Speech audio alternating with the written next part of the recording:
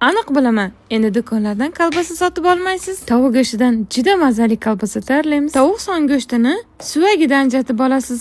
Qalinroq qismini ozroq kesib, yoyib olamiz. Yaxshilab o'rib tekislab, ziravorlar solib olamiz. Tuz, zira, murch, jampir, rayhonni quritilganini solib, aralashtirib olamiz. Bunday ziravor bilan juda xushtam bo'ladi. Go'shtlarni terisi tomonini pastga qilamiz.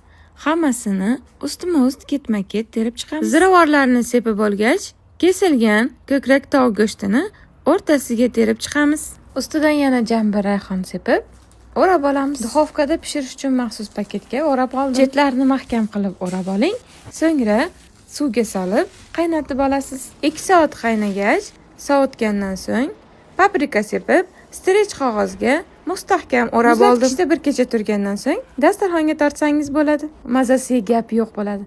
Ayniqsa jambil bilan rayhon o'zgacha ta'm beradi.